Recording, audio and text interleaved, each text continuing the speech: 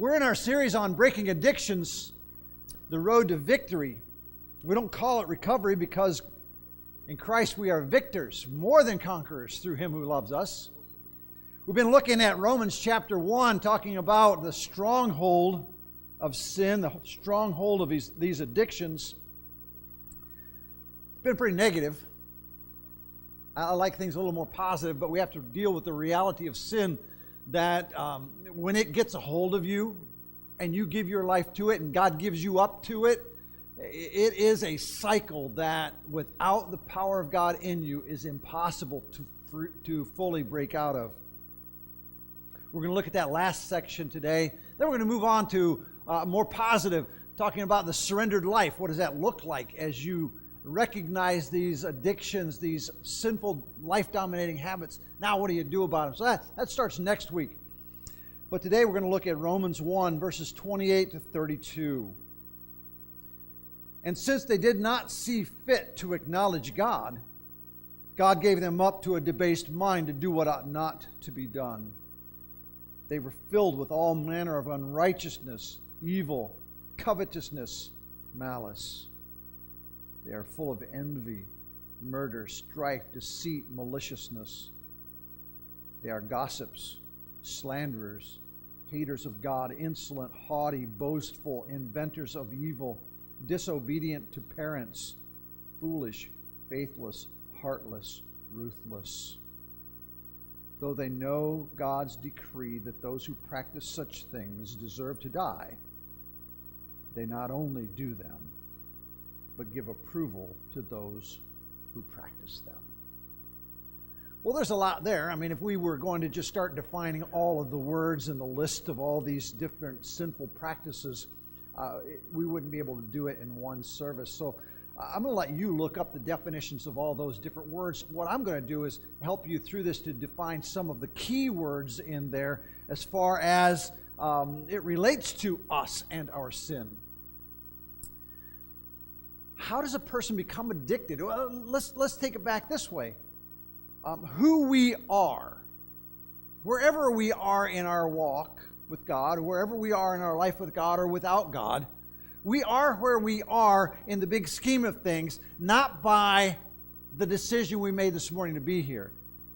It's the 100 or 1,000 decisions each day that we make that turn us into who we are.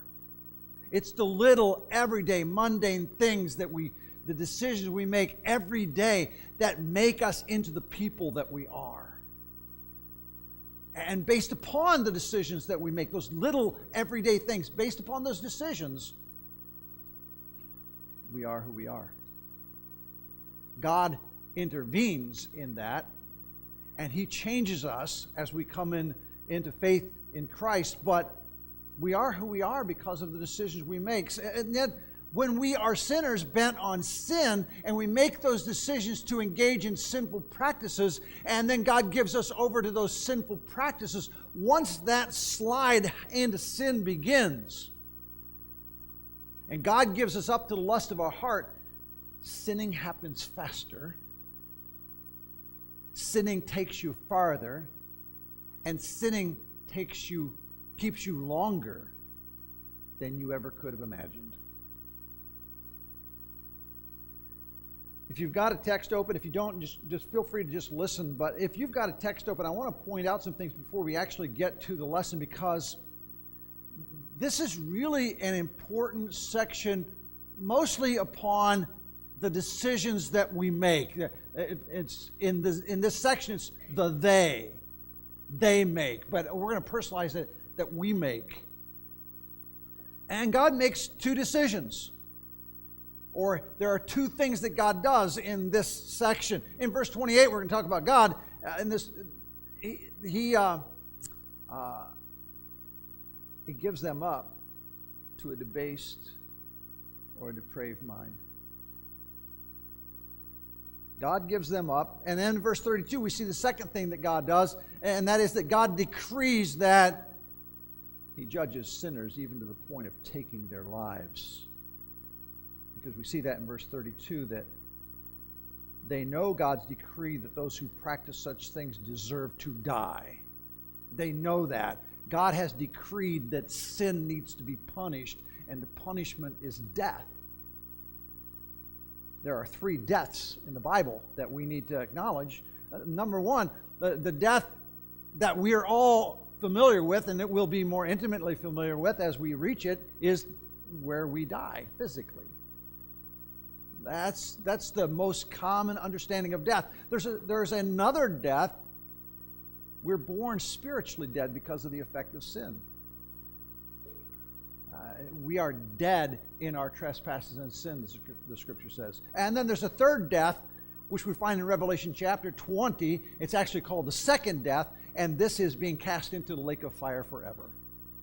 So there are 3 deaths: physical death where we stop breathing, spiritual death where we're born sinners, and eternal death where those who have not repented of their sin, turned by faith to Jesus Christ, die eternally in hell.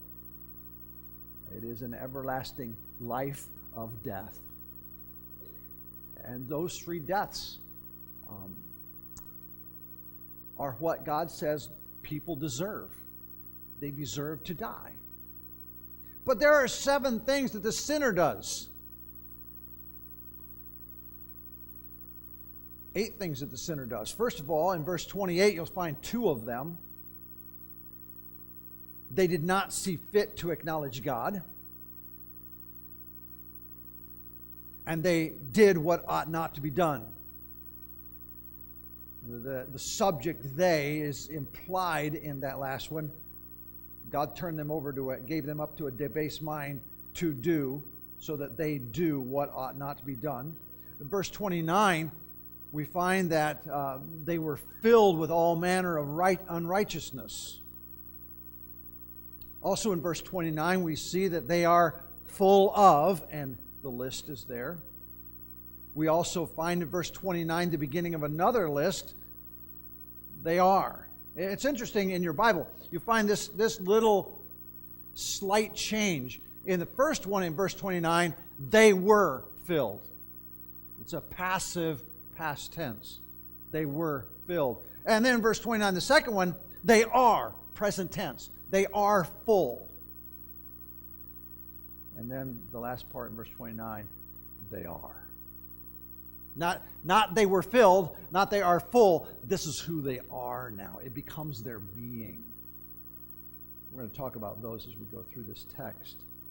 Then in verse 32, we find 2 of them. One of them is implied again. Verse 32, we actually find 3. They know God's decree. Implied, they do them. And they give approval to those who practice the same thing. So we've got this emphasis on what they do and what God will do in response to what they do. So that's kind of the nutshell of these few verses. So let's get into the actual outline. Full rebellion comes when one's when one's evaluation of life dismisses God. Full rebellion comes when one's evaluation of life dismisses God. An interesting word in Romans 1:28, since they did not see fit to acknowledge God. They did not see fit to acknowledge God. God gave them up to a debased mind to do what ought not to be done. What Paul's saying is that these people deduce, because they've looked in every nook and corner of the world and the creation, they deduce that God is irrelevant or non-existent.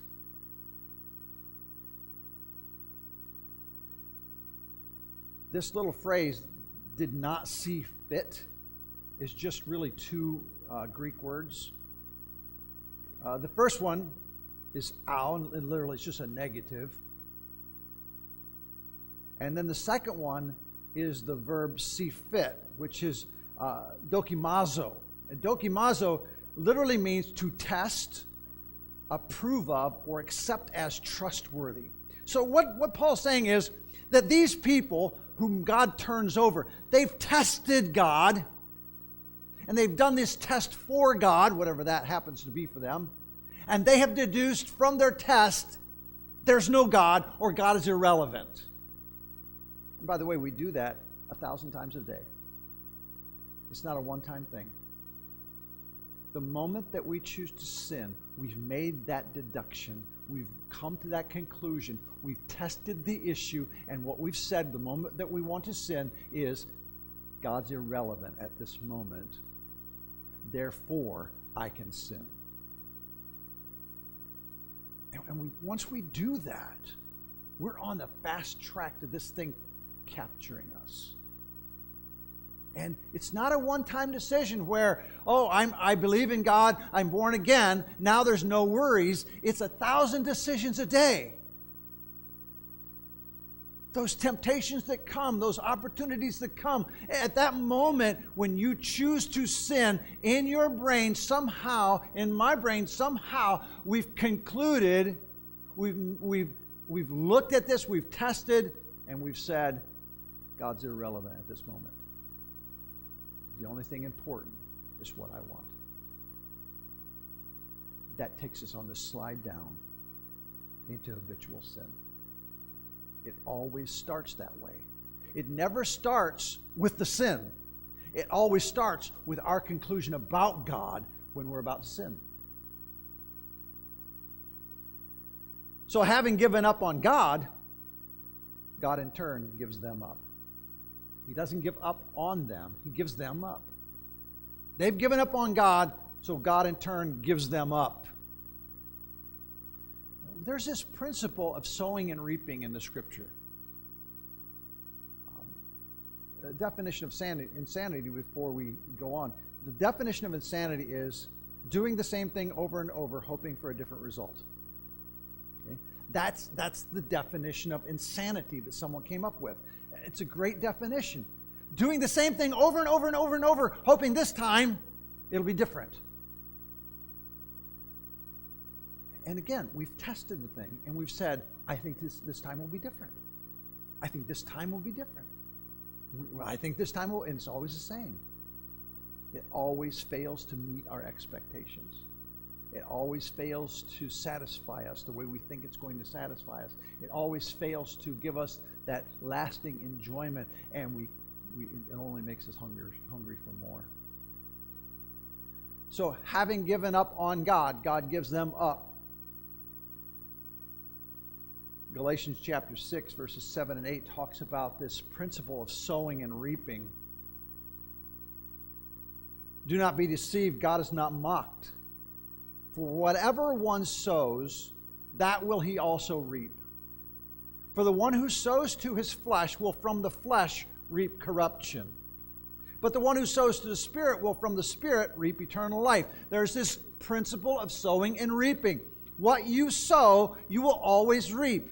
In a practical way, when we sow something in a garden, we expect fully for that thing to come up. My wife and I like to garden. We have a little raised garden bed, and we put in there different things. I'm not much of a pepper guy. Most of you guys know that. I've come to enjoy the colors other than green. Okay, orange, red, yellow. I can do those. Okay, this does not mean I'm compromising. This just means that I know where the line is. When these peppers come up green, right? I don't start freaking out. You know why?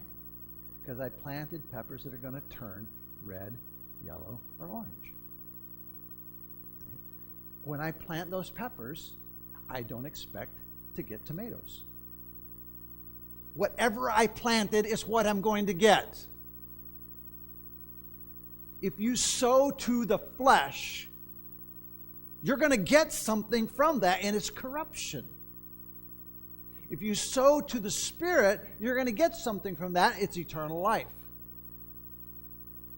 You can't sow to the flesh and expect eternal life. They're incompatible. You get what you sow. In the day of Jesus, they would sow their wheat into the field. And there's a parable that talks about this guy coming to Jesus, to the farmer, and saying, hey, there's weeds called tares in the garden. An enemy must have done this. How does he know an enemy did it? Because we had good seed. You look at the seed, it's not weed seed, it's wheat seed. We sowed wheat seed, and there's weed seed. An enemy did this. You get what you sow. The principle in that parable is, let them both grow together. Judgment day will sort them out. See, Paul in verse 28 uses a play on words to describe the relationship between man's evaluation of God and God's evaluation of man. There's a subtle play on words here.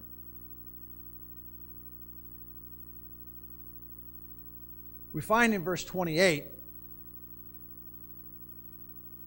this phrase, they did not see fit to acknowledge God. God gave them up to a debased mind. Remember, the word to see fit is dokimazo. The word for debased is adokimas. And Paul is saying they tested God and found him unfit. So God declares them unfit. The word means literally worthless, of no use, formally failing the test, unfit or unproven. They tested God and found him unfit. God tests them and finds them unfit.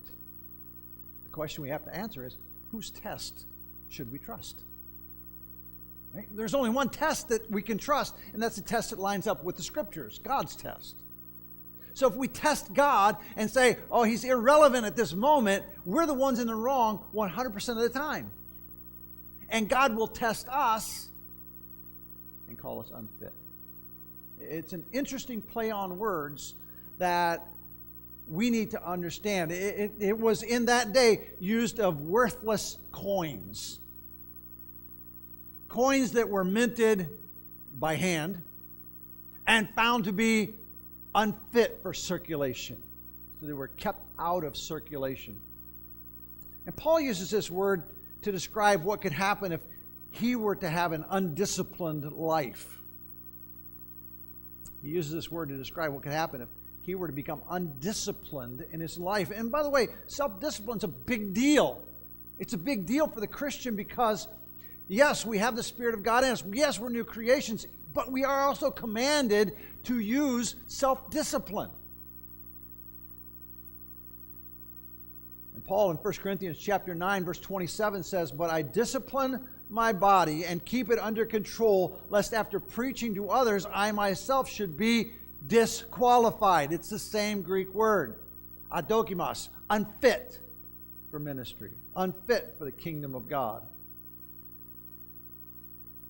Leon Morris, in a commentary on the Epistle to Romans, made this statement: their ignorance of God was not due to lack of opportunity to know him, but to their deliberate refusal. They preferred other things to the knowledge of God. And because they rejected the knowledge of God, God gave them over.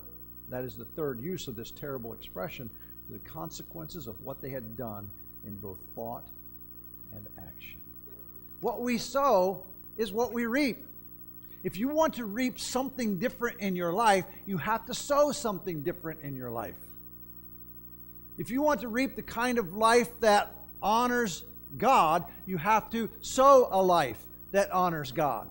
If you want to reap a life that pleases Christ, you have to sow a life that pleases Christ. If you want to live a life that is not controlled by sinful habits, you have to sow a life that's controlled by the Spirit.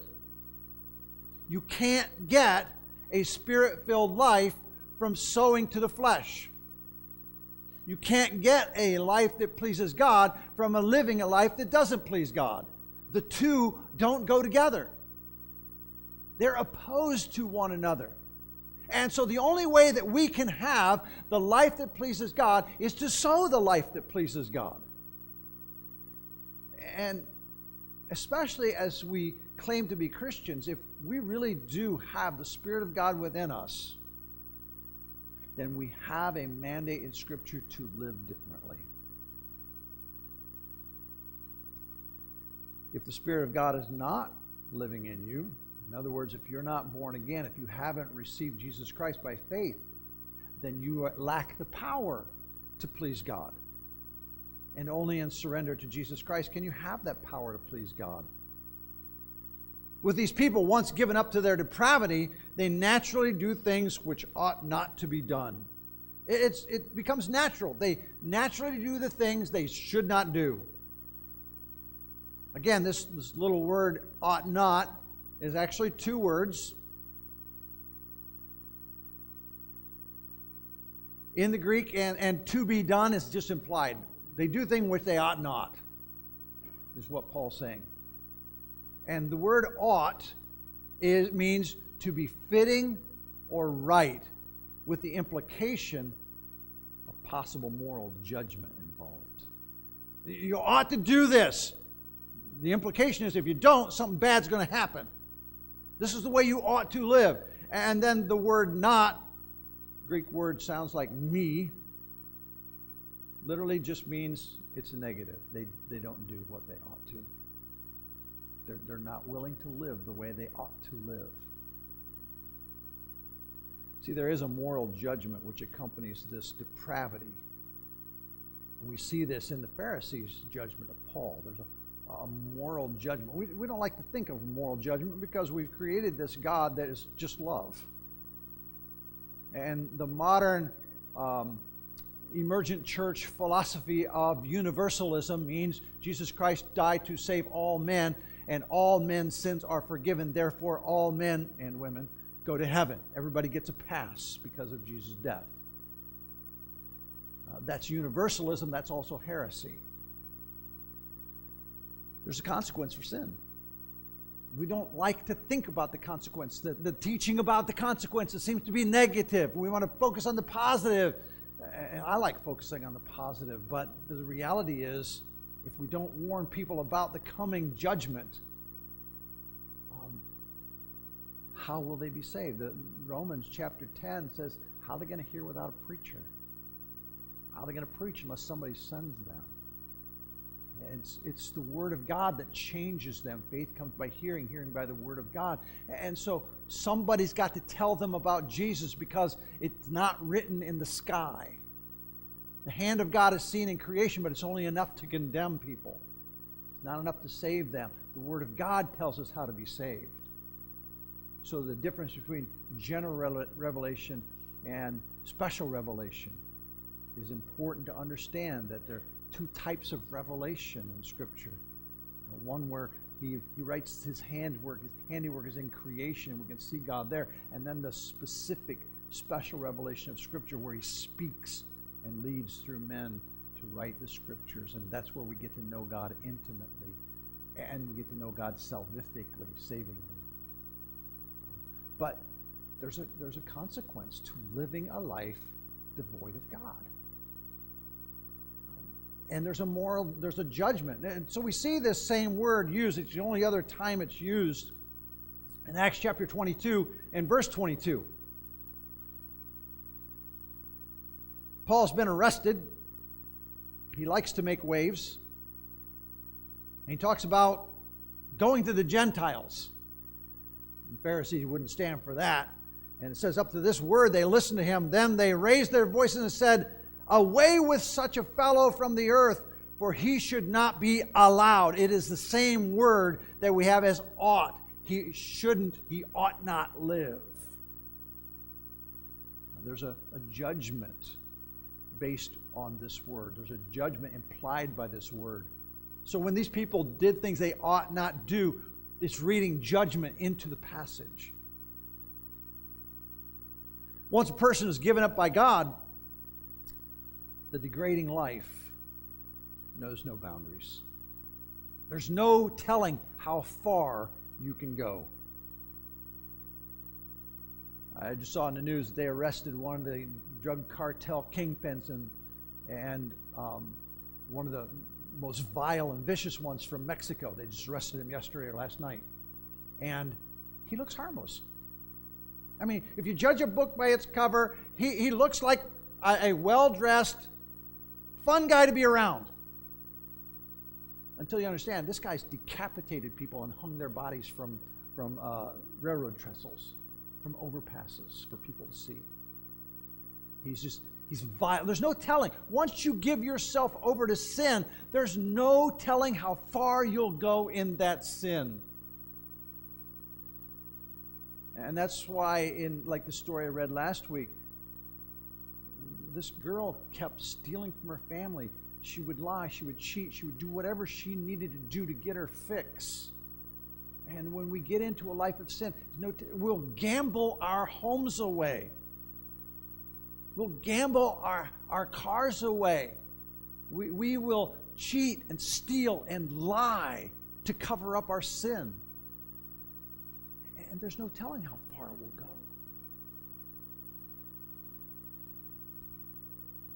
In this passage, Paul wants us to understand that there is a downward spiral. It is very rapid and it affects all areas of life. The first thing he talks about is this inner disposition of a person. Once God gives a person up to their sin, the lust of their hearts, the inner disposition of that person is bent toward evil. God takes His common grace away, His restraining grace away, and we see the heart of that person bent toward evil. In verse 29, they were filled with all manner of unrighteousness, evil, covetousness, and malice. These four things describe the inner state of the depraved man or woman. When we understand the heart of depravity, you can honestly see why Paul would say, I know in me, that is in my flesh, dwells no good thing. And to believe that somehow we can affect our salvation is ludicrous. Because only God can take that kind of a depraved mind and change it. And that salvation is such a great salvation because God intervenes in the life. But this person, filled with all manner of unrighteousness, evil, covetousness, and malice.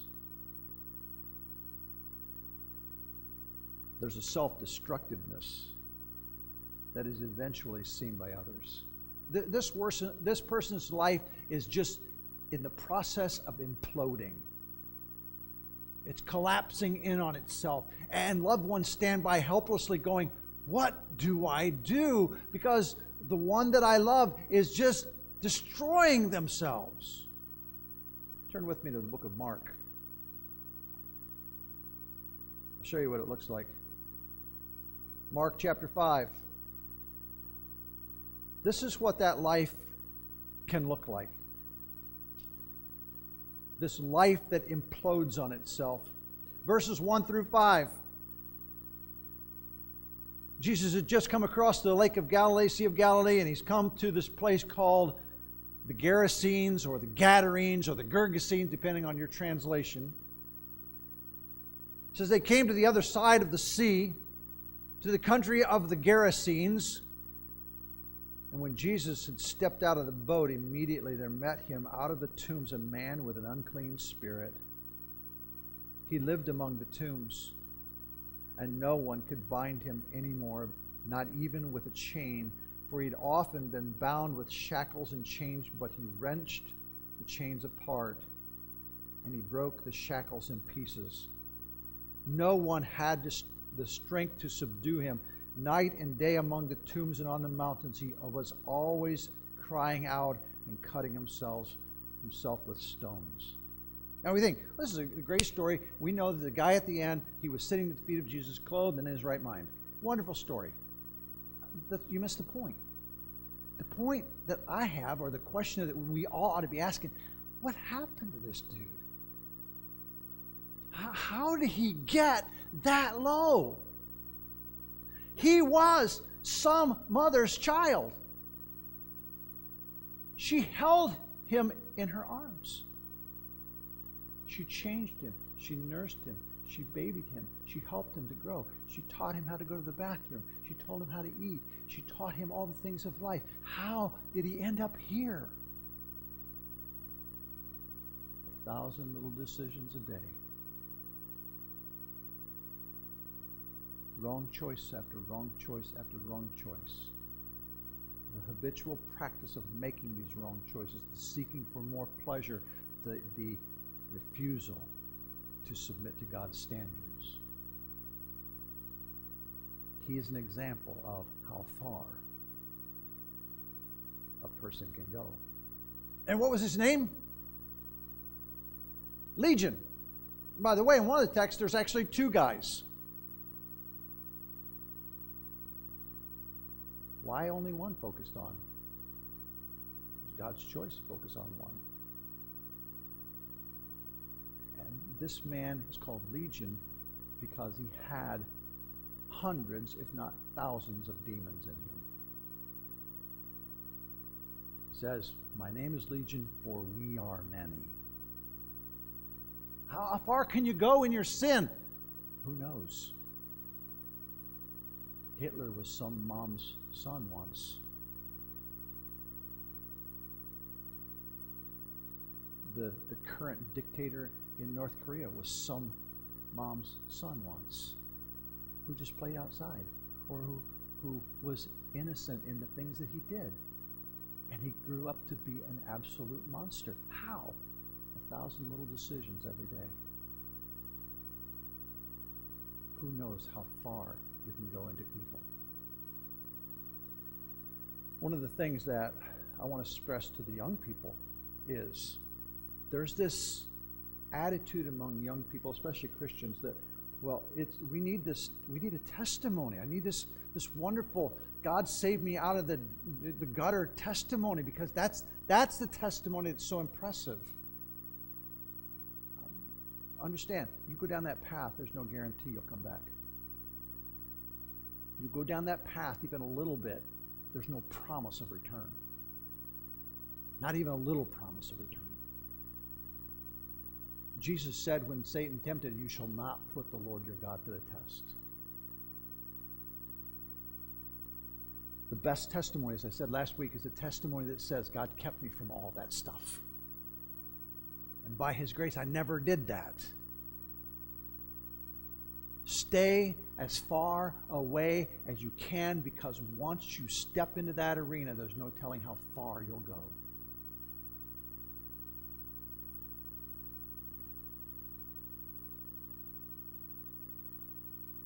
The inner disposition of the person is bent toward evil.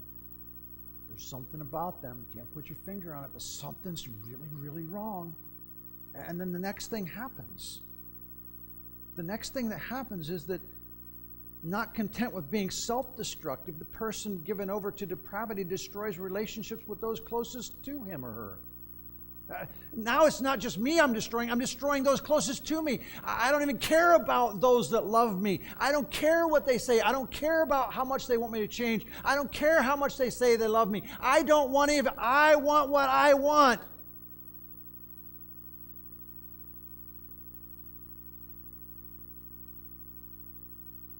Verse 29, they are full of envy, murder, strife, deceit, maliciousness. The first one only had 4. Now we've escalated it to 5 different character traits in addition to the 4.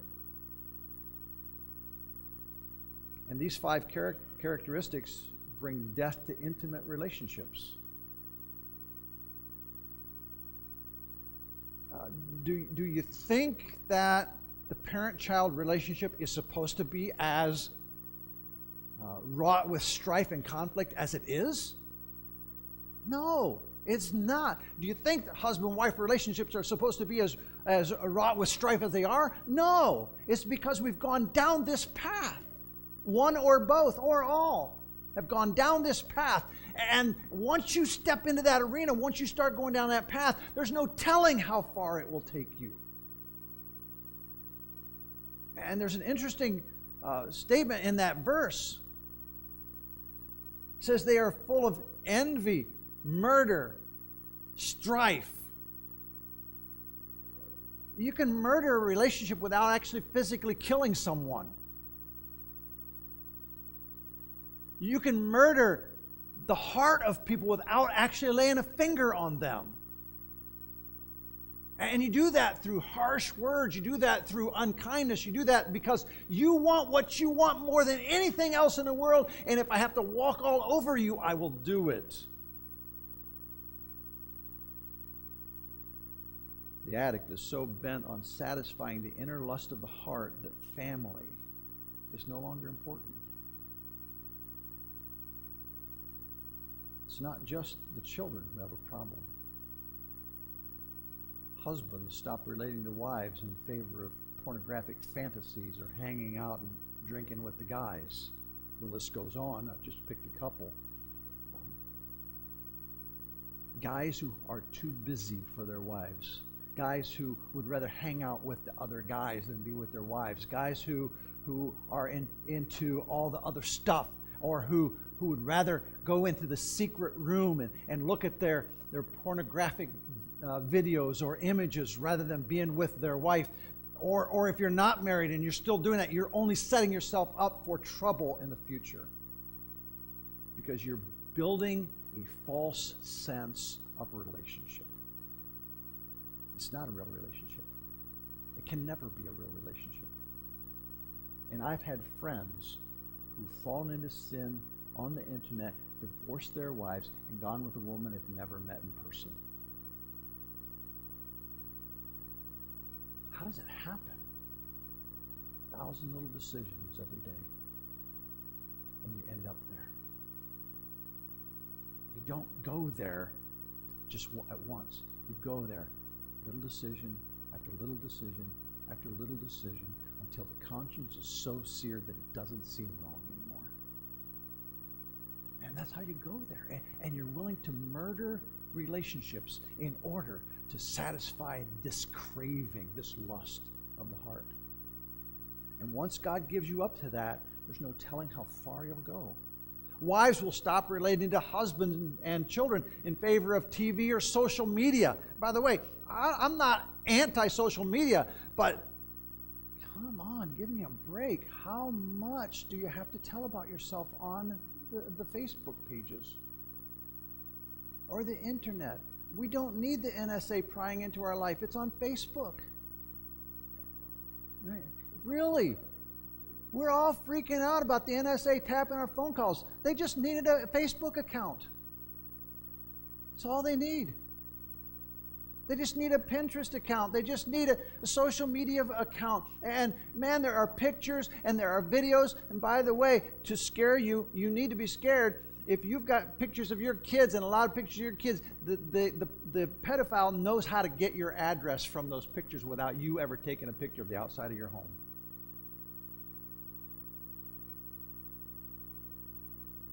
Because your phones track where you are. This is not just an innocent little thing. This is a big deal. And those people who prey on children, they didn't start their lives preying on children. They started their lives innocently as little kids, playing with other kids in kindergarten. But today, they're pedophiles or rapists or whatever. They didn't start there. That's the point of this. They didn't start there. It was 1,000 little decisions every day. You can't know how far you'll go. And the best thing is don't go there, ever. One of the things that I do here to protect myself and others is I never counsel women alone, ever. Not even once, not even a little bit. Can't do it. When a woman texts me, I show it to my wife. When I get an email from ladies, I show it to my wife. Because I want her to know what I'm doing all the time. We have to be people who are above board in all areas of our lives. Children will abandon or steal or lie about or to their parents in order to cover up their drug addictions, their pornographic addictions. Again, no kid needs a smartphone. It's dumb for kids to have smartphones. They don't need them. They're dangerous. No kid needs it. No kid needs unlimited access to the internet. No kid needs to have a computer in their room. They don't need a TV in their room with video players. They don't need that stuff. One of the rules my wife and I have is we have no electronics in our room except for my phone to wake me up in the morning. That's it. I don't go to bed watching TV. I don't wake up watching TV. I don't go to bed looking at the internet. Our bedroom, it has an electronics prohibited rule in it. Just don't do it. Don't need it there. It's hard enough to get a good night's sleep. Right? We don't need that stuff. So it starts with this personal, self-destructive attitude, then it destroys the relationships closest to it, and then it moves on to the next one. And this group's even bigger. The value of human life becomes so minimized that people only exist for the benefit of the addict. You're here for me.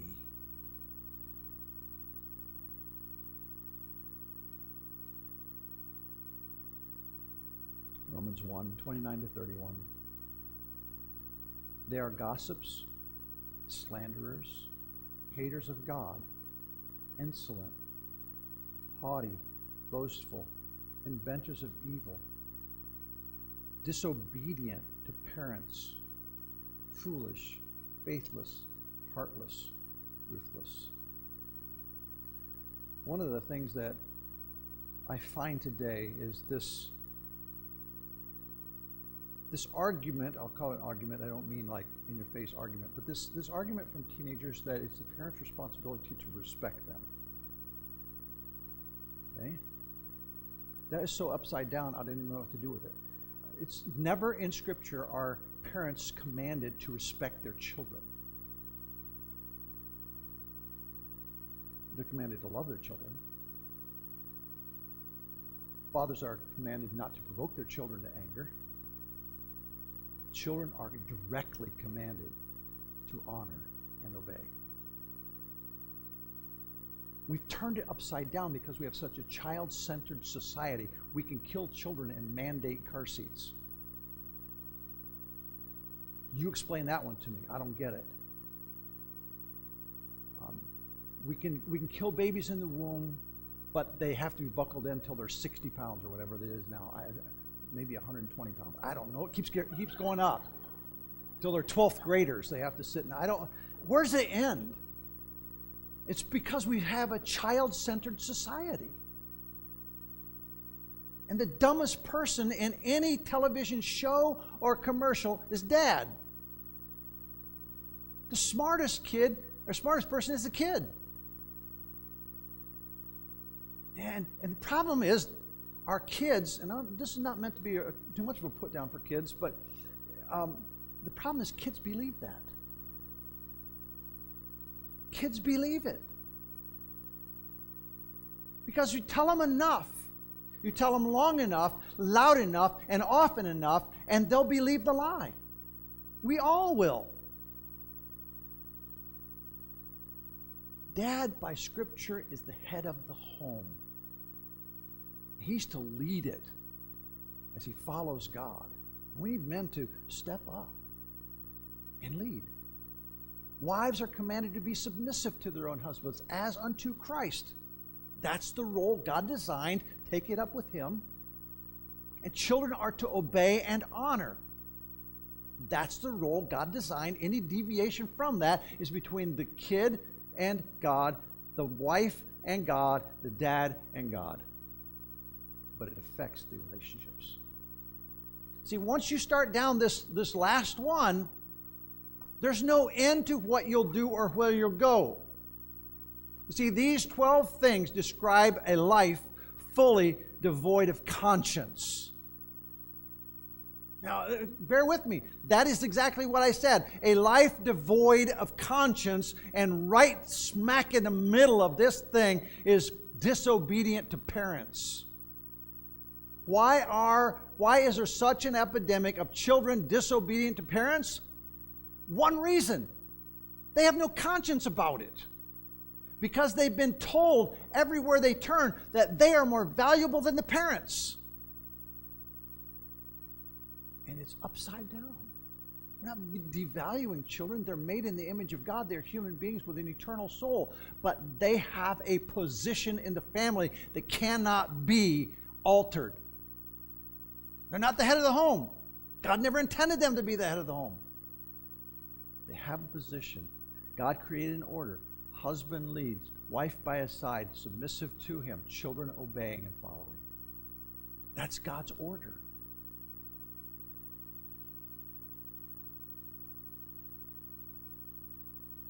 But an interesting thing in this passage is that no longer being content with being filled with evil,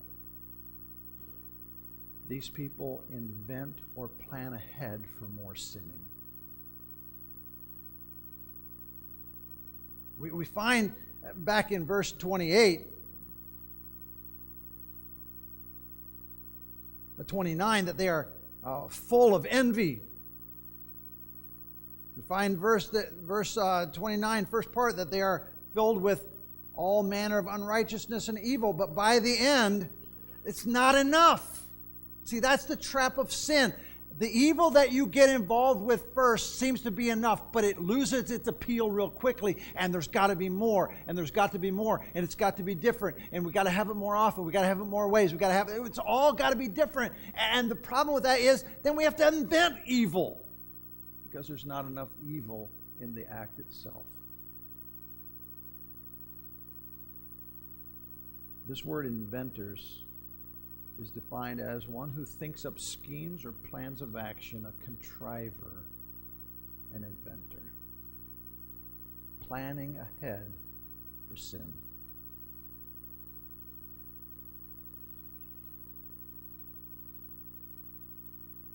One commentary I looked at said, no casual link can possibly join the act of God's creation and man's sinning. In other words, it's not a casual link. It's purposeful. It's intentional.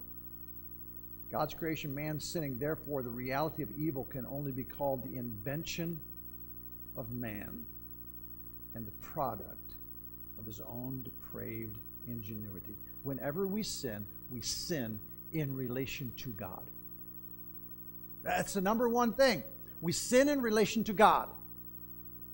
It is before him. When David committed murder and he committed adultery, he wrote a psalm that said, against you and you only have I sinned and done what is evil in your sight. He murdered and he committed adultery. But ultimately, there's one judge before whom he's going to stand, and that is Creator God. We all need to understand we're not going to stand before another person.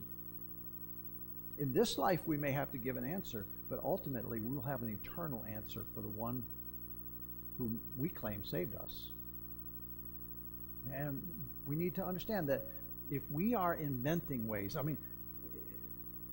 unfortunately, I've done enough counseling of guys hooked on pornography that I know that they will scheme and connive and get up in the middle of the night. They will sneak off into rooms. They will do just to fulfill that desire.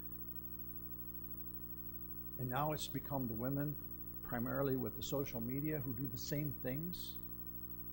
Internet chatting, video chats now. It's so beyond what we ever thought it would go, where we ever thought it would go, that we've invented new ways to do evil. And we need to understand that there's no limit to this. Solomon said there's nothing new under the sun. While the sins aren't new, there are brand new ways of doing them. Same old sins, but new ways to do them. And we need to be aware of that. And that's why we need to teach our children how to avoid these things. We need to teach our children the difference between right and wrong. And we should never help our children sin by leaving them to themselves. We close out this chapter by understanding that there are two very destructive consequences which occur when a person is fully given up to the lust of the heart.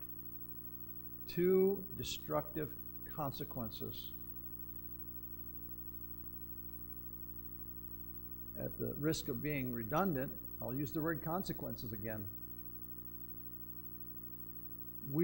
The destructive consequence of being given over to sin is that consequences don't matter anymore. Consequences no longer matter. It doesn't matter how much someone else is hurt. It doesn't matter what this might do to me. It doesn't matter how far I go. Right now, at this moment, this is the most important thing in my life.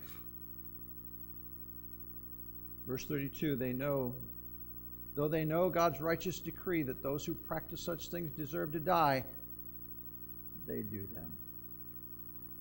I took out the words not only because it refers to the next thing that we're going to look at. They do them. I know I can die. It's a risk worth taking. I know that if I use illegal drugs, I could get hooked. It's a risk worth taking. I've evaluated, God is irrelevant. My friends are more important. The buzz is more important. The consequence of this is too little for me not to try it. When a kid opens, as an underage drinker, cracks open the first beer, he knows it's wrong. She knows it's wrong. But the consequences are worth it.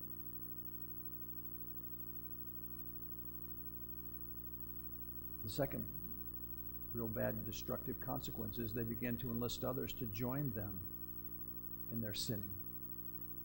Not content with doing this alone, not content with being the only one. Now I got to tell others, hey, you got to try this. This is really cool. Have you thought about this? It's not just friends. It is the media that's doing this as well. The media is selling sex. Never does anybody have a bad relationship in that area anymore. It's all glamorous. You can live together without any consequences.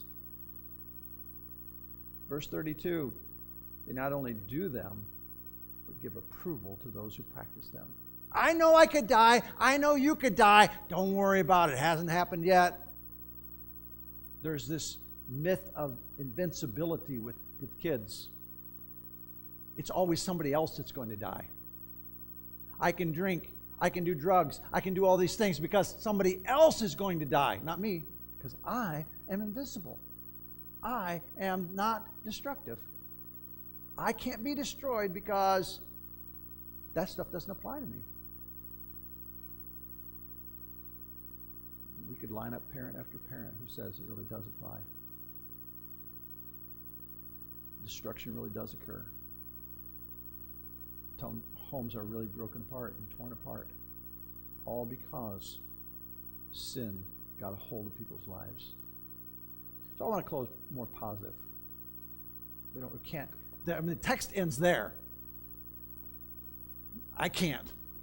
It's just like we would all go home and fast and pray, which might not be a bad thing, but it's like, where's the hope? I want to give you some hope. There are only two ways to live, and Paul describes them in the next chapter, chapter 2. First, you can live to the glory of God. Live to the glory of God. There are only two choices. We have a little statement that we make in counseling. Only two choices on the shelf. Pleasing God or pleasing self. That's it. The only two choices out there. Pleasing God or pleasing self. That's it. Romans chapter 2, verses 6 and 7, he will render to each one according to his works. To those who by patience and well-doing seek for glory and honor and immortality, he will give eternal life. This isn't you can earn your salvation. This is you claim to be a Christian, prove it. Prove it. Step up and prove it by living to the glory of God, living to the honor of God, living with eternity in mind. That's what it means. You seek glory, honor, and immortality. There's an eternity facing you. You want it in heaven or you want it in hell? Then live like a person who's on their way to heaven, not like a person who's on the way to hell. Second, you can live for self-pleasure. Hedonism. It's only what matters in this life, and then we die, and we might as well eat, drink, and be merry. Verse 8 of chapter 2. But for those who are self-seeking and do not obey the truth, but obey unrighteousness, there will be wrath and fury. Wrath and fury. Two ways. God is laying out before you His way. And His way is the hard way. It's the hard way initially because you got to unlearn some things, you got to repent of some things, you got to change some things, you got to surrender the life, which we're going to start looking at next week. It's the hard way at first. It gets easier. It gets easier. Right now, living for self, that's the easy way. Anybody can do that. But I promise you, in the end, it's so destructive, it's so detrimental that it gets so much harder. It's not worth it.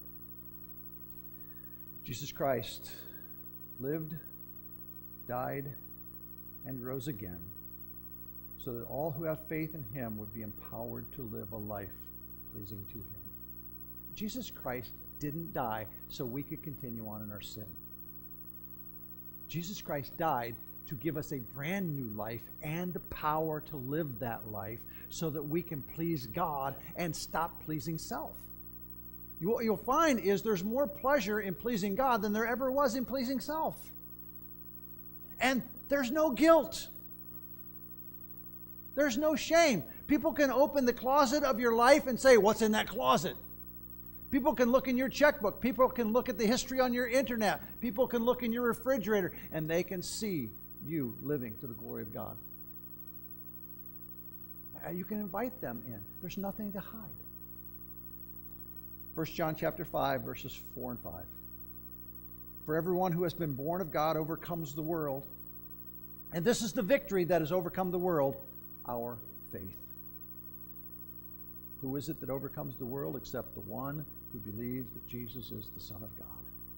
If you've never received Jesus Christ as your personal Savior, and you've been trying to do this thing on your own, how's that working for you? You'll find that you just fall over and over and over again. But in Christ, when you fall, He gives you the power to get back up and try again. That's the beauty of being in Christ. Father, thank you for your word. Thank you for the grace that you give us. Keep us mindful that in those decisions, those little decisions of everyday life, we're shaping our future. We're shaping who we will become.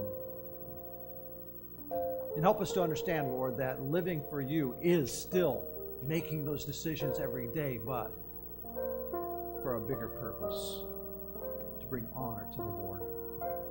So I pray that if there's any here without Jesus Christ, that today would be the day of salvation, that there would be true repentance. If somebody's here stuck in their sin and they need some help, I pray, Father, that today would be the day they reach out for help and finally yield and give in to you. So I thank you, Father, for loving us enough to share with us the hard truth. It's the truth that gives hope, and I thank you for that. I pray that our lives would be pleasing to you no matter what we do, in Jesus' name.